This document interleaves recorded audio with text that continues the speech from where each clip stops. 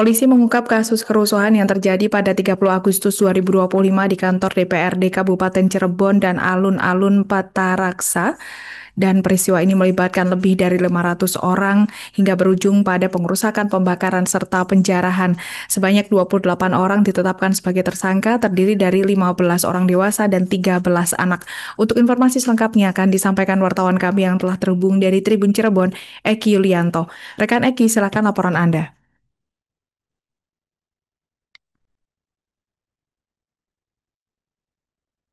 Ya, baik. Terima kasih Alinda. Selamat siang menjelang sore Tribuners. Dapat saya laporkan dari Kabupaten Cirebon, Jawa Barat, di mana polisi telah berhasil mengungkap kasus kerusuhan besar yang berujung pada pengerusakan dan penjarahan di kantor DPRD Kabupaten Cirebon serta alun-alun Pataraksa. Peristiwa itu terjadi pada Sabtu 30 Agustus 2025 dan melibatkan lebih dari 500 orang. Dari kerusuhan tersebut, sebanyak 28 orang sudah ditetapkan sebagai tersangka yang terdiri dari 15 orang dewasa dan 13 anak-anak. Dalam konferensi pers yang digelar Polresta Cirebon pada Kamis kemarin, para tersangka dihadirkan dengan mengenakan kaos tahanan berwarna oranye. Mereka berdiri berjajar dengan tangan di borgol. Beberapa menundukkan kepala, bahkan ada yang menutupi wajah ketika kamera mengarah kepada mereka. Polisi menjelaskan bahwa kerusuhan dimulai sekitar pukul 1 siang ketika massa membawa tongkat kayu, bambu, batu, hingga batu bata. Mereka merusak dan membakar sebagian gedung DPRD, lalu menjarah sejumlah barang. Kerugian yang dialami DPRD ditaksir mencapai sekitar 10 miliar rupiah. Sementara itu, Dinas Lingkungan Hidup mengalami kerugian hampir 500 juta rupiah. Berbagai barang hasil penjarahan berhasil diamankan, di antaranya televisi berukuran 65 in, komputer, CPU, printer, kursi rapat, ponsel, bahkan hingga sepeda motor.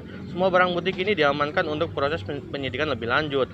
Para tersangka dijerat dengan pasal tentang tindak pidana kekerasan terhadap barang dan pencurian dengan pemberatan, ancaman hukuman maksimal 7 tahun penjara menanti mereka.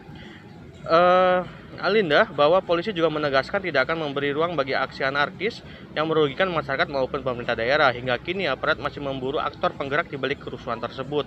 Dari hasil penyelidikan diketahui sebagian dari tersangka berasal dari berbagai latar belakang, mulai dari mahasiswa, pelajar, hingga anggota geng motor. Polisi juga masih mendalami kemungkinan adanya keterlibatan kelompok anarko.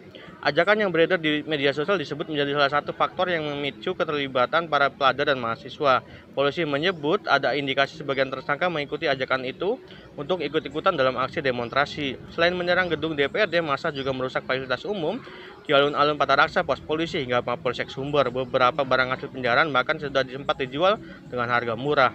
Uang hasil penjualan itu kini berhasil diamankan kembali sebagai barang bukti. Warga sekitar mengaku kaget melihat api melalap gedung DPRD. Mereka menyaksikan bagaimana ricu yang awalnya hanya lemparan batu dan botol berubah menjadi kebakaran hebat. Banyak yang menyayangkan gedung tempat wakil rakyat bekerja itu bisa terbakar begitu cepat. Pasca kerusuhan, Forkopimda bersama ulama dan elemen masyarakat menggelar deklarasi damai di Mapolsek Cirebon. Hal itu menjadi komitmen bersama untuk menjaga keamanan dan memulihkan kondisi Kabupaten Cirebon. Demikian Alinda, kembali ke studio. Eki, dan selamat bertugas kembali. Download Tribun X sekarang, menghadirkan lokal menjadi Indonesia.